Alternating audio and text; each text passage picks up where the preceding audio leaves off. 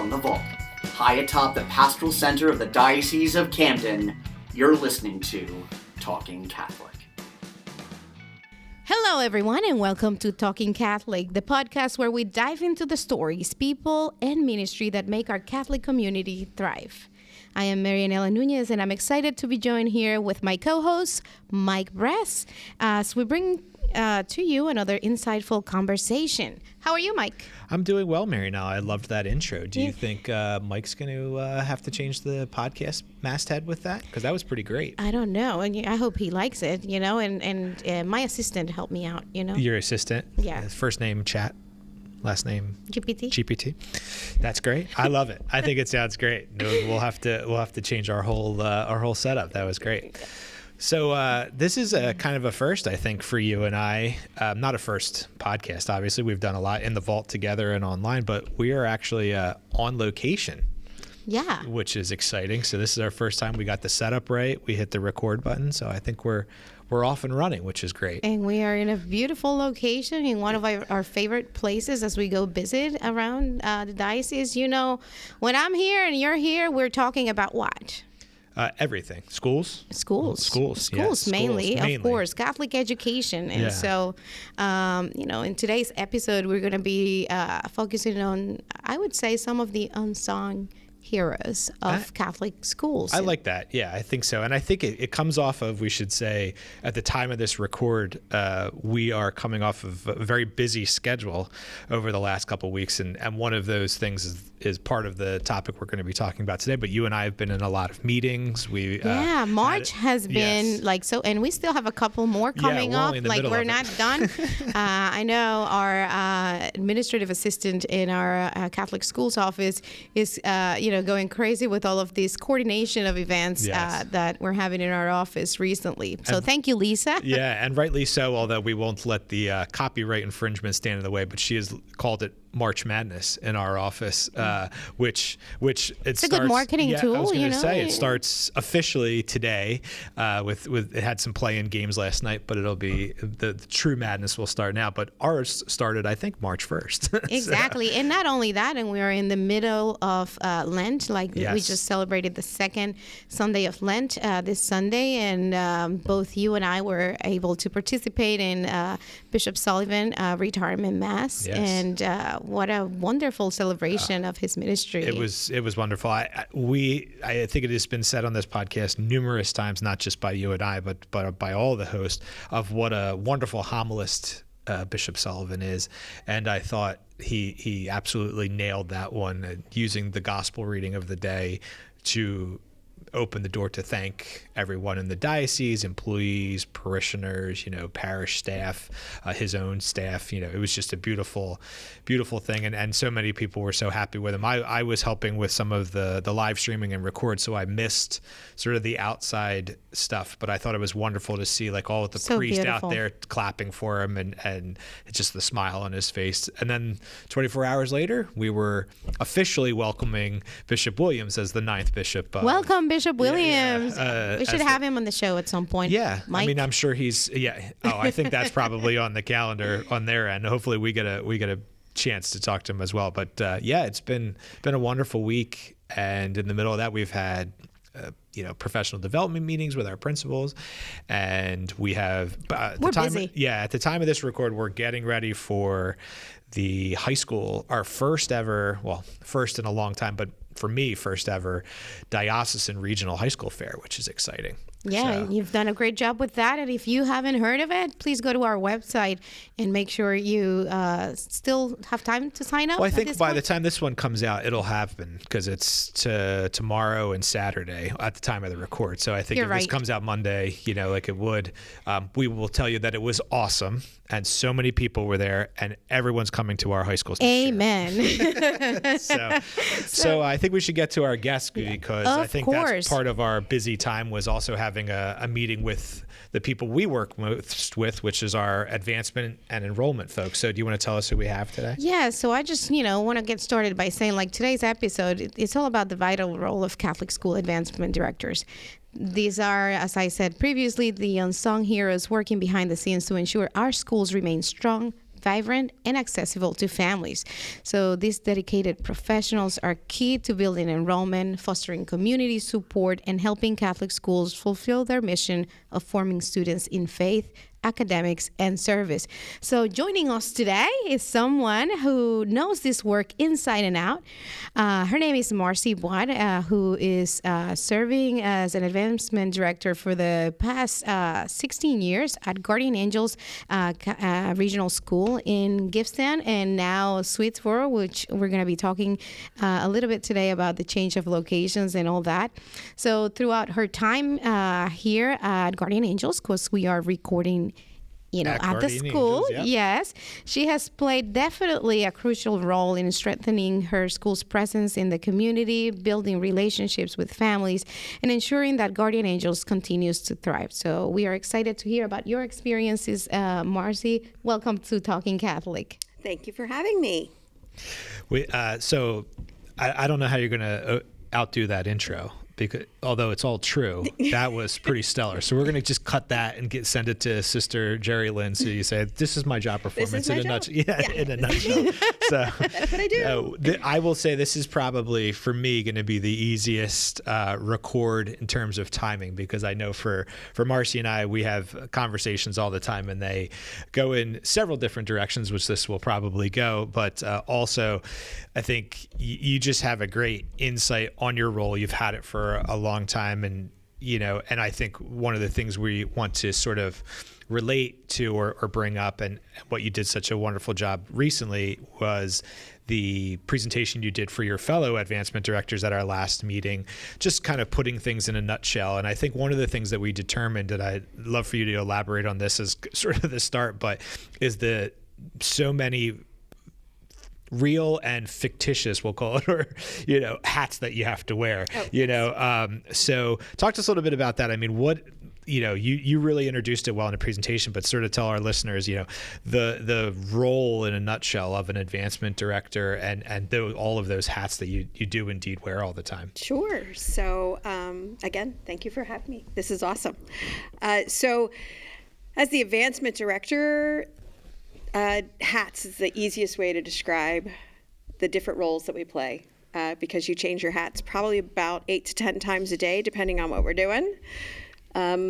My desk is actually right at the front door, as you know. So I am also the school secretary. So throw that on top of being in charge of enrollment, in charge of marketing, in charge of annual fund, so raising funds, in charge of tours, currently also in charge of fundraisers on top of the annual fund. That was 5 things alone, and not including working in the secretarial position, so answering the phone, answering the door, taking care of boo-boos on children's knees and elbows when the nurse isn't free, or even assisting the nurse when it's a nice deep cut. Yeah. So that we're up to 8 hats now. Yep. I guess you're not afraid of blood anymore. No. No. That was kind of one of the ones you have to sign off on, when you signed up and joined the, are you afraid of blood? Part of the interview, no, yeah. Right. They just sort of like bringing a kid with a cut knee. Are you okay with this? Yeah, right, exactly. You're okay with blood running down? It's okay. We got you, baby. Yeah, exactly. Yes. So no, that doesn't bother me at all. And on top of that, doing family folders, making copies, typical secretarial work, but also just trying to do my regular job, which is raising money for the school, and putting seats or putting children in seats. So that's those are the 2 main hats, but the other hats also fall in when I need them. And in addition to putting children in their seats, one of your responsibilities also includes the retention of families. So building those relationships is huge in your role. Yep, it is. How do you go about building those relationships? So I unfortunately or fortunately have a gift for remembering faces and names. Not a lot of people have that gift, but I happen to have that gift. So I'm a little blessed on that end. I don't have it. Yes. I will put myself in that camp as well. It takes me at least 2 or 3 times, which is also a slight digression, which is also why I enjoy working for the Catholic Church, because so many of the priests we get to interact with, it takes me a little while. I just have to say Father. Right. So, yeah, and I am good to go. That helps. Yeah. It does help. I can say dear. Yes. Yeah. Yep. Absolutely. So. Yes. Exactly. So that is a great talent. So, and I know you mentioned this in your presentation, and I'm sure you're going to go into it, but the car line and interacting with parents is a huge part of that. Exactly. Right? So that's exactly why I said I have that good memory. So actually we have quick side note here. So the way we do our car line, everybody gets a little sticker at the beginning of the school year or a little sheet, and they put it in their windows.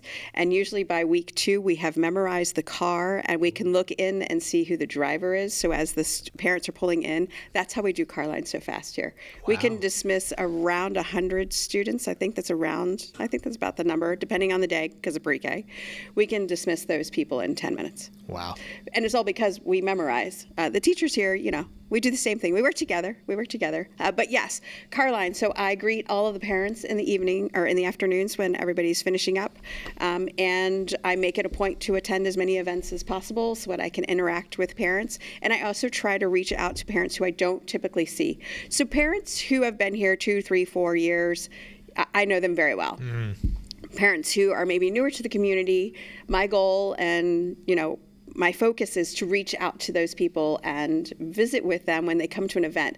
How are you doing? How's your child liking the school? That type of thing, so that I can make a connection with them so that if they need something, they don't hesitate. Oh, I know Mrs. Voight. I can reach out to her. Mm-hmm. And they will do that directly to me. So it works really, really well. So you've been around for 16 years or so, and, we want to know what brought you into this role. Like, how did it happen, and why have you stayed for so long in our system? So it happened by being a parent first. So I joined the school in 2002 as a school parent. My oldest child, we enrolled him in our pre-K here. Absolutely loved it. So our second child came along, and we enrolled him as well. I will admit, my husband was interested in looking at public schools for kindergarten because we do live in a school district that's very good. Mm-hmm. And we pay a lot of taxes here in the great state of New Jersey. So when you're looking at your bottom line, being a stay-at-home mom, only a single income, it made sense for my husband to say, hey, we're going to go check out the local public schools. And then my husband... What? No, you can go ahead. Okay. Yeah, go ahead. Continue. We have a special guest that happened to walk in. It's Sister Jerry-Lynn, who's putting some wonderful snacks that will not make it back out of the refrigerator. So that was the short. Thank you, Sister Jerry-Lynn. We're going to go to that refrigerator and, Didn't even know we were here and already brought us snacks. That is truly you. Yeah. Yeah. She's so sweet. I was going to say she probably got Zeppelis. Yes. So my husband went to kindergarten roundup in our local school district, and when he finished with that kindergarten roundup, because my husband did not go to private school, Catholic school as a child, he went to public school. So he came back from that event and said, I really don't care what you have to do, if you have to beg, plead, borrow, not too sure, but call guardian angels and beg them to let our child continue on into kindergarten. And the reason was because the information that was being shared that was going to be taught in the pre-K class or the kindergarten classes in the public school was information that my child was taught in pre-K 3 here at Guardian Angels. Wow. So we called, we got our kids in, and we never left. So we stuck around, and they graduated from here, went on to Paul VI, went on to Rowan, went to Belmont. There you go. They're both highly successful adults, obviously out of school quite a while now. So and working. And working, yes, they are. They are both working. That's a key part of that. That's very much so a key part of that, yes. So then it was more of a question of, well, where else would I go and work where I get to interact with children who I absolutely love working with every day? And I work with fantastic teachers, and I just love the environment. I mean, you can't, I wake up every morning excited to go to work because, it's a different day. Mm-hmm. Because I wear so many hats. You're not bored. No, never, never bored. I have a plan. I have an agenda that I keep daily. I referenced my notebook during that meeting. I saw it. It looks pretty amazing. Organized. Cool. Oh, organized, cool. right? Yeah. But invariably, I come into work, and that's not going to happen at all. But that's okay because, I just go on and get those tasks done on the next day and the next day and the next day. So, yeah. Yep. Yeah, and I think that's such a one is a testament, I think, and we hear this a lot from our ADs who start out as parents of the school. They may have worked for the PTA and switched over to roles, but then they last and they stay because the school becomes a community for them, right? And yes, it's so hard to leave it. Yeah, yes, it really is. It's very much so. Yeah. Which, quick point, only because this crazily happens here at our school. Our school is so small, right? We're single graded, so it's one class per grade. But I have people who are employees here whose, number one, their children went here and have graduated a long time ago, just like mine. But I have volunteers who come and work my lunch program whose children are also gone. Like, all of their kids are out of college. You never leave. We always joke that once you become a member of Guardian Angels, you don't leave, because you don't. It just doesn't happen. People come back all the time to our events. They help out at different things. They show up to our fundraisers. They're constantly talking about our school and saying, oh, hey, you're looking for a Catholic school? Check out Guardian Angels. So they're constantly talking us up. Once you're a member of Guardian Angels, you truly never leave. And what do you think makes Guardian Angels like a special place for families to want to be that involved and stay? Small size. And I think this speaks true, I think, to all Catholic schools. The people who are sending their children to a Catholic school, or any private school for that matter, you're all looking for the same thing. You're looking for values taught in the classroom. You're looking for teachers who, because your class size is so small, can be a little more driven in working with your child specifically. And that speaks volumes for our schools, through the diocese, nationwide as well. That's what Catholic education is all about, making connection with the parents and the students, and then helping the child to thrive in the classroom. And that's exactly what we do. And how do you try to, we'll, as we go through, we'll put all the different hats on. So we'll put the enrollment hat on for a second and talk about how do you express that, or try to create the visual representation of that at like an open house or a tour, especially when maybe the students aren't here, right? And so if they come during the day, great, they get to see the interactions. Correct. But if they're not here, how do you try to convey that message that you did so well there? So the easiest way we do that is we bring parents, and we have students who come and volunteer, are our student ambassadors who actually do tours with the families. So we have a great group of students right now. Their first time of doing tours was last year when they were in 3rd grade. And now I'm at the point as 4th graders that they actually... They're doing it in 4th grade? They do it in 4th grade. Wow, what a great leadership skill development program, I would say. Exactly, right?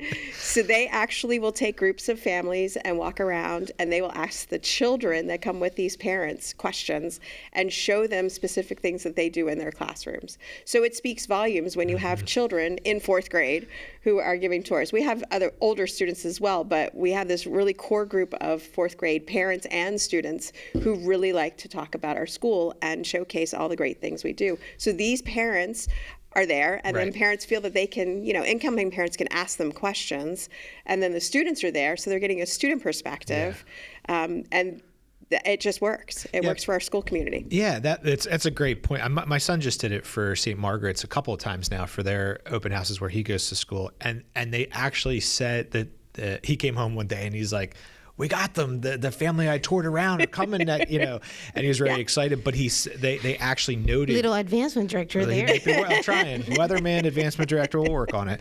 But they said to him that they, in the note or whatever was left, or maybe it was the comment when they were talking to them about why they chose to come in, they said it was the kids were so great. Yeah. And particularly that they could ask, and this is kind of the follow-up part of this, but they knew that the son or the daughter was a transfer student, so was my son. So they sort of were able to strategically put them together and ask what his experience was like. So do you do that as well? Where like you try to kind of put some of the stories together? Maybe it's an even, because they asked them, they said, did you quickly make friends and things like that? So. Yes. And then we do shadow days. So we bring the kids in, and if they know a student in the classroom, we'll pair them up so that they can have an interaction with somebody they already know, because there's nothing, scarier than going into a school and not knowing anybody. Right. And then if they have someone they already know, it's easier. Sometimes they're not in the same class, so we just make a point to try to make sure that that child sees that child when they're on their shadow day, if they aren't in the same class. But those are just ways that we, introduce our school community to people who might not know who we are. Yeah. I was thinking about, some of the successes and achievements you've had, in the past 16 years. Maybe there's a story there that you would love to share with the audience about, something that happened that you're really proud of, something that made you feel happy of being involved and working on that. There's too many. It's like asking your favorite child. I know. Right? We're not allowed to answer that question. You have to pick one or two, no more. No more. We're talking Catholic today. Wow. All right. Oh my. Okay. So do you want like enrollment, or do you want like something that happened here at the school? Anything that would touch your heart as you're talking about it? I think Marianela is getting at meeting her for the first time. That's probably what she's right. looking I don't want to speak for, and I'm not trying to lead the witness at all, but I think that's Okay, exactly. You knew that's what it was. Wow. So, the school has had quite a few accomplishments. Real quick, I have to give props. Our JV team just won the Gloucester County Catholic Athletic League. Yeah, say that 6 times. Congratulations. Yeah, Right. right, yeah. So they We're just did working that. on the name change on that. Yeah, could you please? That's a little long. So they did that recently. So that was just what? That was last week. Last week. Yeah. So that's great. Our varsity boys came in second, so that was awesome. Our little cadet girls, they came in second. That was also great. So that's pretty cool. Years ago, 2012, so that is quite a while, my husband was the coach for our soccer team, and we won the championship as him as the coach of my children playing. So that was that was pretty cool. Yeah. That was very exciting. What a family success story, too. Yeah, that was pretty awesome. So we've had quite a few successes. Here's a school community. Big transition, though, for us. You mentioned it earlier that we moved our campus from our Paulsboro location, to our new location in Swedesboro. That is huge. Talk to us about that. So that has been a great experience from my perspective. Granted, I'm not there every day. I wish I was, because I could walk to school and walk to work, but that's okay. But it's a great building. It has a lot of space for our students to spread out. It's in a great location. And from what I'm hearing, people and students are very happy. Cute little story.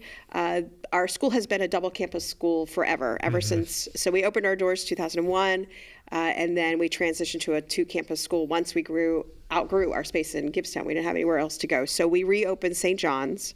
We were formerly St. Michael's in Gibbstown, St. John's in Paulsboro. We reopened St. John's and stayed there until this year.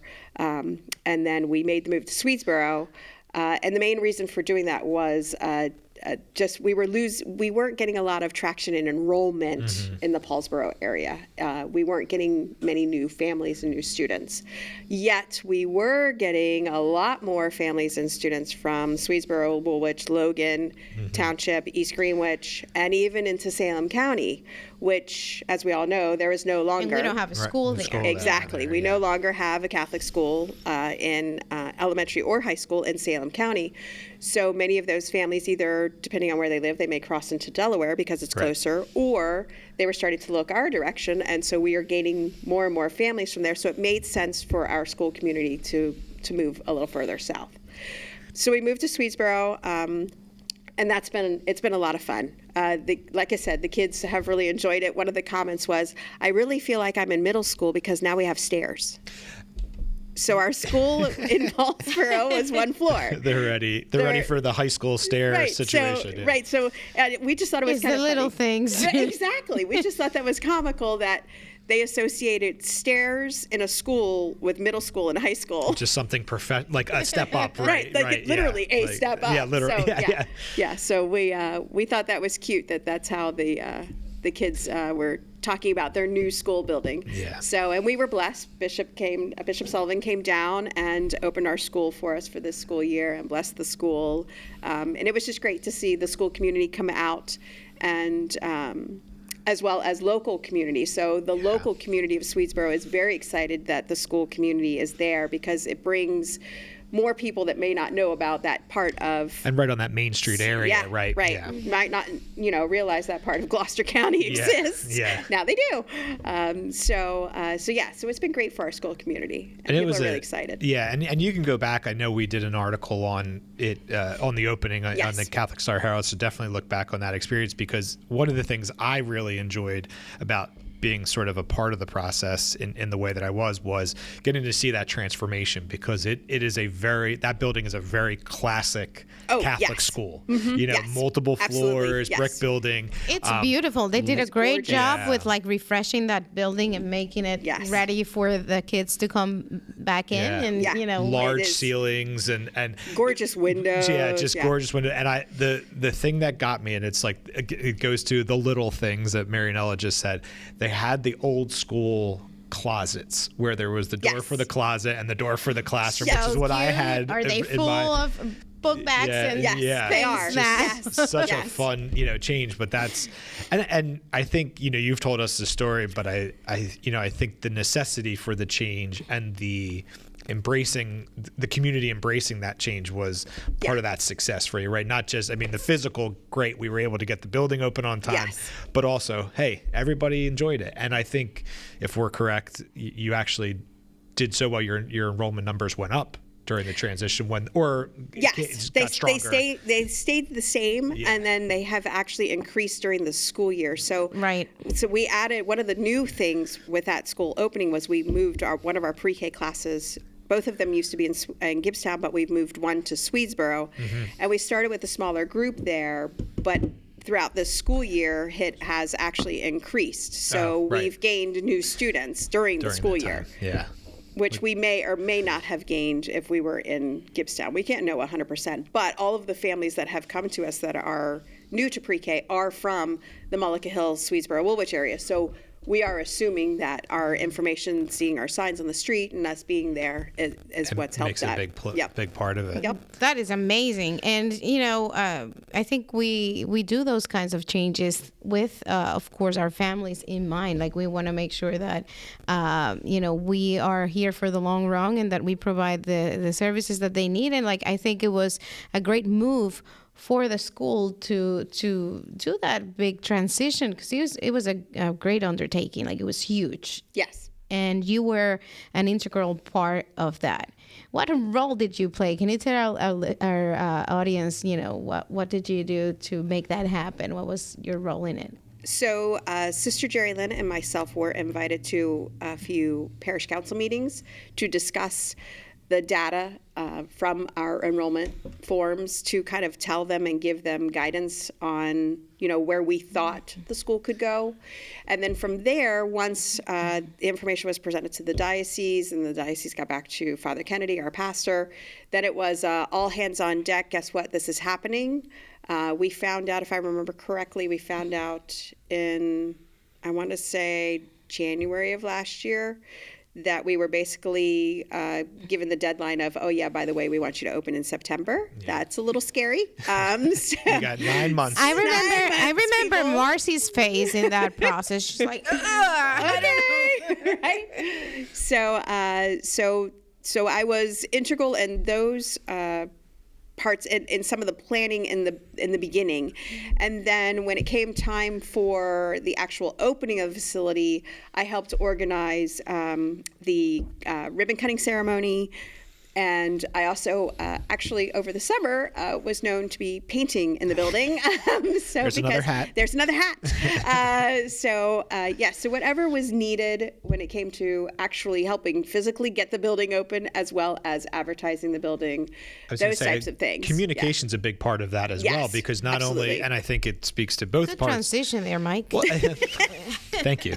But I think, in truth, right, it's not just communication to the new families, but we've already talked about retention, but communication to the current families, right? And some of the things that no one likes change, right? We can all say that. And so here's this change that's happening quickly. Yes. And so what do we do about that? And what do we say? What can we say? What can we not say? All of those things. And I think that was a big part of it as well, I think, right? I mean, just, and how do you think, what was your sort of strategy going into that? You know, did you want to be transparent? Did you, what kind of guidance were you given? How did you put that kind of plan together?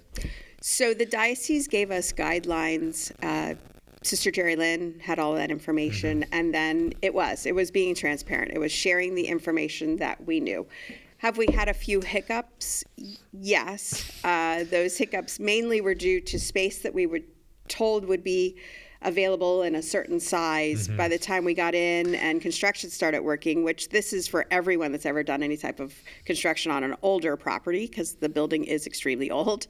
Sometimes you have these great visions of grandeur and that just doesn't come to fruition, which is exactly what happened. So I know there is a little disappointment on the parents' end that our multi-purpose room is not the size that we had anticipated, but it wasn't that we didn't know that there were some structural limitations that weren't obvious when we moved into the space. So, but now we have worked around those, and we're actually planning on having a couple of meetings to figure out what we can do to get more playground equipment for the students and to give them more opportunities for their gym classes there. So it is a transition, and obviously this is our first year, so we're still having to work through a few things to get it up to exactly where we want it. We were blessed in Paulsboro. We had a huge piece of property that had very large fields and gave us lots of space for the kids to run around. This campus does not have that, but it does have other things that are all great and good and wonderful for our students, which, again, change is hard. But I think we're working really hard to make sure that the students are getting everything that they need, which is what it's all about. Yeah, and I think, when it comes to Catholic school, as parents, we're looking for a place where our children are learning and the academic program is strong. And I think Guardian Angels definitely is pretty strong in that end. But most importantly, we also want to make sure that our children go to heaven and that we are helping them, form their faith. And so what do we do to increase our students' faith formation and what they do to practice as Catholics every day in and out? So for us, we do we do quite a few service projects throughout the school year, and our students do go to Mass. They don't do First Friday. I know most places traditionally do First Friday. We are not one of those because we have to work with two different campuses going to two different churches. And one campus, the church is on the campus, and the other campus, the church is down the street from the school campus. So again, a few transitions of trying to make this work for our school community. But really focusing on getting the children to actively participate in Mass. We do prayer partners. 8th grade sits with the kindergartners to keep them engaged because it's hard to keep a 5-year-old engaged in Mass. I think every parent would agree with that one. So we do, I think, quite a bit to get our students to focus on living and walking with Jesus, because that's what this school is all about. We do great programs in the classrooms. The kids are really interactive with focusing on living by the golden rule. I always say that when parents come to visit us for our school and you want to know who we are in a nutshell, number one, we're a family, and number two, this school is guided by and works with the phrase, treat others the way you want to be treated. That's us, living by that golden rule. That's what we do, and that's who we are. So our faith is evident. When you walk into the school, you feel it, and we've heard that from many parents who come in. I got a feeling when I walked in the door. Yes, you most certainly did. God is present. There is no doubt about it. And you can see it in the way the children act with each other, talk with each other. I always give the example, we have quite a few students here who may either have an intolerance to gluten or may have an allergy. It's fantastic to walk into the kindergarten and first grade classrooms, and you may have like a birthday treat for someone, and you'll hear, one of the students pipe up and say, "Does it have nuts? So-and-so can't have nuts." So you that can't be in the classroom. Oh, that's so cute. I appreciate that, having a daughter who's allergic. Exactly, right? Yeah. So, but to me, that's a Christ-like behavior, because they're caring for each other. They're thinking about their friends. They might like nuts, and they might like, to have a cupcake from, a bakery, but they can't because so-and-so has nuts. Yeah. So therefore, the children are, it's just automatically, it comes right out of their mouths. It's hysterical. You walk in the classroom and they're like, it can't have nuts. So-and-so is allergic. You can't do that. So I think it's a great showing of students caring for each other, which is exactly what we're trying to teach here. How do you think the sisters' role in the school, especially Sister Geraldine Ainston, who is the principal of the school, and their charism has impacted the community? How is it having a nun as principal and as your boss as well? So if you know Sister Jerry Lynn, you know that she has a fantastic sense of humor. So, and that is also... Yes, she does. That is also very... everyone can agree to that. Yeah. And she's very jovial. She's very charismatic. The kids really love hanging out with her. Like, if you walked into her office right now, you would see her birthday cards that she receives.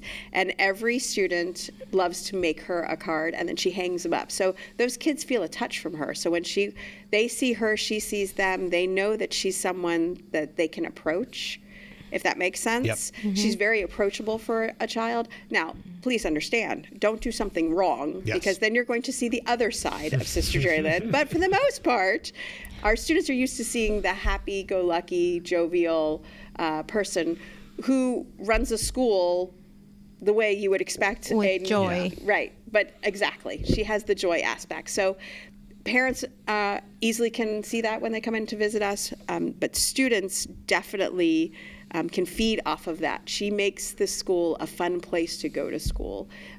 She's checking on, students. Like, we have our quick plug. We have our theater arts program is doing Frozen this coming weekend. Oh. And Sister was just looking over the playbill before we printed out, and so she has her hand in everything, as you expect a principal would, but she just does it with finesse and charismatic expressions that make you want to be here.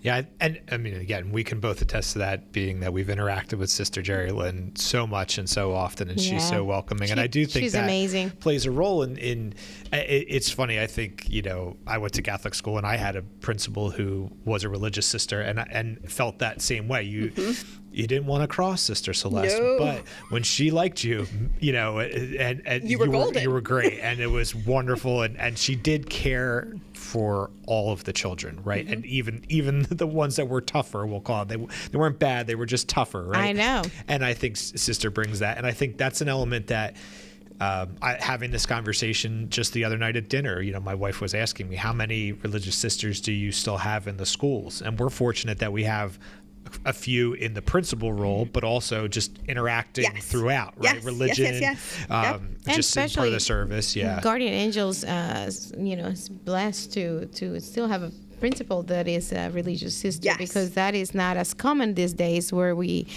know that vocations to the religious life have decreased. So it's the reason why Catholic education is now much more expensive than it was many years ago when we started Catholic schools, where the sisters were taking care of the education and they didn't really get paid. So now we have to pay lay people so they can support their families. Yes. Yeah, absolutely. And we have two sisters. So the order that's with our school is Franciscan Missionary Sisters of the Infant Jesus. Nailed it. Good work. Thank you. I wouldn't have gotten it. Did I though? No, you're there. Yeah. Okay. I would have gotten some aspect of it, but not the whole thing. So that order has Sister Jerry Lynn as our principal, and then we have Sister Rosa Angela, who is a classroom aide, and Sister Rosa, who is also a classroom aide, and Sister Rosa helps Mrs. Hedman, who's our Spanish teacher. So So number one, the students are being exposed to numerous native languages. So Yes. Sister Rosangela is from Italy, so you can start speaking Italian. Sister Jerry Lynn actually knows Italian as Right. well. And then when Sister Rosa comes in, now we're going to get Spanish, and Sister Jerry Lynn knows that one too. So they all start speaking in numerous languages. So it's very cultural here at Guardian Angels as well, which is awesome. We love it. It's great for our kids to be around and hear other languages because there's nothing wrong with being exposed to someone who speaks a different language than you do. Yeah, no, I do think that's great. And as we travel around to all of our schools, seeing all of the religious sisters and how they interact with the kids, I mean, they love them. They do. The kids really do Yep. appreciate that aspect, even if they're not seeing it the way we see it. They know them as this person who cares for them, right? Correct. And I think that's great. I want to ask about the presentation that you did at the AD meeting, because both of us, I can tell you, and as soon as we got back, we were like, well, we picked the right person to do the first one because it was so engaging. She did a great job. She did such a great job. But I have to ask, because we present all the time, and I think we can get nervous in certain aspects. So were you nervous? Did you, how did you prepare? What were you hoping to kind of express to your colleagues, your other advancement directors? Sure. So nerves. Maybe for about the first 30 seconds. Yes. We could attest to that. Yeah. You get the first giggle or laugh or and then she's like, I haven't done this since college, but It's that was true. pretty, like a statement, like a pretty good statement to start with. Like, oh my gosh. Well, I figure, you know what, you got to own it, because if you don't own it, then you will be nervous. Quick ego moment. I used to perform often when I was a child and a teenager and in college. So being in front of people does not usually scare me. It's just not a nervous thing. So I don't know. I just work through it. And I'm just like, just keep going. Whatever you do, just keep going and just talk. And if you talk from the heart and you make eye communication and you're communicating with your eyes and your mouth all at the same time. I also talk with my hands all the time, so no laughing. They're probably laughing hysterically at me while we're doing this podcast, seeing my hands move. It's just the way I work. We've kept the microphone very far away. Yes, Mike, so I don't please know smack that we've it. kept the equipment very safe while we've been Marcie, talking. just to give like a little bit of background for our listeners there who may be wondering which presentation are they talking about. Yeah. I just wanted to add that, as part of our professional development for the advancement directors of the diocese in all of our Catholic schools, we ask Marcie to talk to her peers about how is it that she manages her roles and multiple hats at Guardian Angels with so much grace, and she does an amazing job and has been around for so long that definitely had so much to share. And so she did an amazing job during that presentation, and we got really good feedback from her peers about how much they needed to hear somebody in their role say the things that she said and shared. So this is what we're talking about. So as you prepare for that presentation, what were your thoughts? What was the main thing that you definitely wanted your fellow advancement directors to keep after you left? The main point being that you can do a lot in a little bit of time. And you just really need to focus on time management. I mentioned earlier that I was like to perform and that type of thing. When I was in elementary school and high school and even college, I had to manage my time wisely, extremely wisely, because I was doing a lot of extracurricular activities. And by doing those activities, I knew that I had to be a really good person at time management. Timekeeper, yes. Yeah, there's no way about it. But I also presented in that presentation, I was talking about how I can transition easily and do one thing and then skip back and go to another. And it was, everybody, number one, was joking and they got it. The other thing I wanted them to know was do everything over the summer. And if you noticed, by the end of the meeting, everybody was saying, yes, we know, do it over the summer. Yeah, because it's true. That's when you should be doing the most work and prepping for the school year. Don't try to do it during the school year, you'll never get it done. Right. There's less distractions relative in the summer. Holy moly, yes. The moment the students September graduate. September 4th. Forget it. Yeah, you're way behind the 8 ball by then. So the moment they graduate and we send them off, for that last day of school, for the students who are returning the following school year, that next day I'm in here prepping and looking at, okay, well, what do I need to do? And I'm looking at, well, we're already working on June events now that, need details now.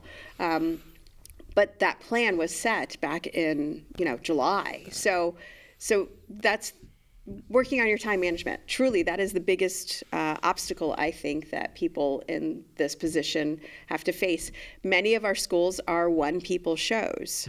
It's just one advancement director. There is no team.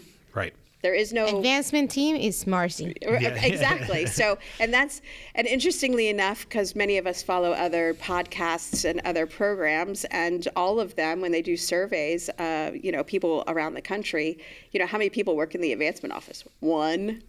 Yeah. That's it. It and you're expected to do what? Well, you're in charge of enrollment, retention, and raising funds, an annual fund, and that's just the top 4. So, it's a one-person show, and you have to have energy, which I tease that I don't use caffeine because I don't. She can't have coffee. She's not allowed. Yeah, exactly. If you want that, it's an even crazier person, and then I can't control my time management very well at all. So it's just it also probably has a lot to do with loving where you work and 100% believing in what you do. And that's a definite, because I do believe in Catholic education. I believe it's helped my children. I've seen it, witnessed it. It helped myself. My mom always teases she can tell a Catholic school student, even if they've graduated years ago, because we all still dress alike and look alike. Yeah. Because it's true. There's a reason I'm comfortable with wearing a tie. Exactly, right? We are usually told that, employers can recognize Catholic school students by the way they look at them in the eye and greet, and the way they Correct. sit on Their those chairs, their yes. mannerisms, yes. for sure. Yes. And that all speaks to Catholic education. That's what Catholic education is all about. And the other thing that kind of lies underneath that most people don't talk about, but I can only share from my personal experience, is you create friendships and bonds that literally last a lifetime. Most of my friends on social media, most of the people I still communicate and text with, to wish happy birthdays, happy holidays, are people that I've known since I was in first grade. Yep. And you're in a Catholic school, it doesn't matter that, there might be a lot of transitions. Where I grew up outside of D.C., so a lot of the people were military, so they weren't there very long. Well, that didn't matter because you made a connection because there's only so many students in your class. So, and you go to school with them for 8 years, many of them. And then if you were blessed like me, I went to high school another 4 years with that same group of people. That is amazing. Yeah. And then when you go to college, I went to college with probably a handful of those people that I went to elementary school with. And then I also, down, the college is fairly close to us, were more people that I went to elementary and high school with. So your connections that you make, they last forever. I still have my friends from elementary school in my Catholic school. Absolutely. And all of us still communicate. And if we need each other, we reach out. My high school has an alumni network. And I know other high schools do as well. But I know, and actually I'm getting ready to do this fairly soon. Here in a couple of weeks, I'm going on vacation with family and friends, and I actually already, hopped on social media and reached out to one of my elementary school friends, say, hey, I'm going to be in town, what should we do, da-da-da-da-da. And it's because of my education and hanging and, being with that person through elementary school and high school. There's something about Catholic education. It's not, my husband said, and he's like, I'm a public school kid. I get it. Yeah. No, it's not the same. It's different. Yeah, I mean, it's totally different. Yeah, it's incredible that you say that, because this just happened just a couple weekends ago. My family attended one of those designer bag bingos, which our Catholic schools do well. She has an upcoming one. Soon. Next weekend. So well. But it was in honor of my aunt, who is working through cancer treatments, and my cousin is doing a wonderful job to support the cause, and she's going to run the Boston Marathon in honor of her. So that was like the event that she's doing to kind of help support that as part of the organization. But my aunt specifically had one full table of about, I think it was maybe two tables. So it was like 8 to 20 people, whatever the count ended up being, of friends from elementary school. Yes. Our Lady of Perpetual Help. Yes. Doesn't surprise me at all. Yeah. In Maple Shade, New Jersey, and they all, they remembered each other. They still talk, they still connect. Yes. And it was just kind of not only for me to see it as her nephew and be like, oh, what a wonderful friend network and support she has, but also as a person who works in Catholic schools to be like, look, they still talk to each other, Exactly. And this is an incredible story. Yes. So for you to have that and for both of us to have shared stories as well of still having that connection. I mean, I say all the time, it's not too strong to say it saved my life, right? Like I lived in an area where the public schools weren't as good, right? Yes. And so to be able to go to a Catholic school and my parents to make that choice and that sacrifice led to friendships, led to a good education, led to I think sometimes our time management skills are the things that we have now that are sort of just built in come from that weirdly, and I think people let's not forget. I mean, there are strong people from public school backgrounds, but I think that's just things that we learn and they become inherent in us, and do really well. Exactly, we do really well because we want our kids to be set when they get to high school, right? And beyond. Exactly. And I share that with our school, with families coming to look at our school, that we're pretty darn proud of the student that leaves our school buildings because they are prepared for high school and they can go in and usually, not every student, but usually if your child was an AB student here, when they get to high school, they're almost always going to be an AB student there, and they're going to continue to do well. And it was because of the way we had our classes structured. The teachers are working with the students. There's no other way to put it in words, and sometimes it's hard to put into words what makes us different, but yet successful, fun, loving, and welcoming all at the same time. So that's great to kind of like, we're almost wrapping up here, but I wanted to ask you, this is a year of hope, and, we're leaving the season of Lent. What are your hopes for Catholic education? And, how are we leaving Lent at Guardian Angels these days to continue with that hope of increasing vocations, increasing the people who attend our churches, and helping our Catholic Church in South Jersey grow? So my hope for Guardian Angels, it will be here forever. That would be great, right? But realistically, just for people to know that we're here, and for families to continue to know that we're open and we're focused on Catholic education, but also meeting their child where they are and helping their child specifically in the classroom. That's I would think that would be the hope for almost every advancement director. Do we want to see our classrooms filled? Sure, we do, but we want them filled with students and families that know that when you come here, Christ is a part of our daily life, and that is the focus of who we are. That's why we're here. It's all about Christ and living with God, and our students being aware that God is present in every single thing that we do here. And that I feel that's pretty true for us. If you walk through the school building, you'll hear it. Sometimes you'll be like, why is it so quiet? And no, it's not because there aren't many kids in the building. It's because they're focused. Yep. And it's the way we run our classrooms, and it's just different. There's no other way to describe it. It's just different. But it's a fun, loving, warm environment that is 100% Christ-centered. That might just be our new tagline. I mean, I love Gift of a Lifetime, but I just also like South Jersey schools. We're just different. We're just different. We are. Yeah, we are. It's true. It's true. I mean, I know simple, yet it's deep. Impactful. Yeah, and I know we're wrapping up, so I'll quickly say you just said the thing about the quiet. That was one of the things I went to 2 years of public school when I was in high school, and we had moved out of the area of my Catholic school in high school, and I just remember like the second or third day I came back, and my mom was like, how's school going? I said, it's just so loud there. Why is it so loud? Because it was just different. It was a public school. It was a great public school. I had a great education, but it was this transition, right? It was different, right? We're just different. So it's such an interesting point that you bring up, that hard for us to describe without having to describe several things. Correct. Right? And I think that if we wrap up the podcast, so many hats, so many reasons why Catholic school is different, right? And sometimes it's summed up as just that's what we are, that's who we are, and we're different. So I think that's great. Yeah. Any favorite Lenten tradition for Guardian Angels that's happening now? Sure. So we do shadow station, or if we do So we do shadow stations. Our 8th grade presents them. They will be putting them, I know they're already working on them now.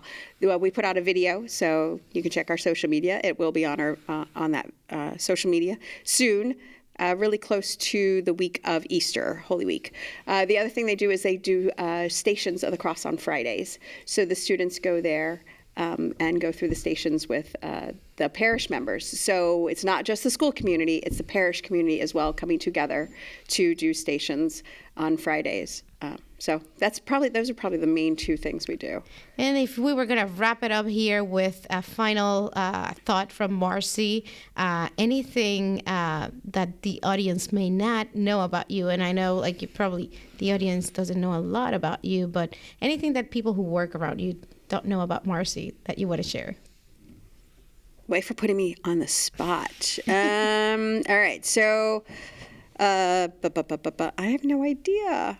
I'm always outgoing, charismatic. Favorite hobbies? I don't know. Favorite hobbies. Oh, hobbies. Exercise. Look at that. That's why she keeps her energy levels so high. Yeah. Thank you, Marcie. That's great. That's great. Mike, and we have come to the end of our podcast. Which I think we'll do a whole nother episode, just not recorded after we're done, because we can talk to Marcie for so long. So yes, we kept her for so long before we started, because it's just so good to talk to Marcie. Yeah. So, we thank you again, Marcie, for joining us, for allowing us to come to the school. And Marianela, thank you as always for joining me. And for our listeners, thank you for listening, and one of our great hosts will be back next week with another episode. Thanks so much. Thank you. Thank you.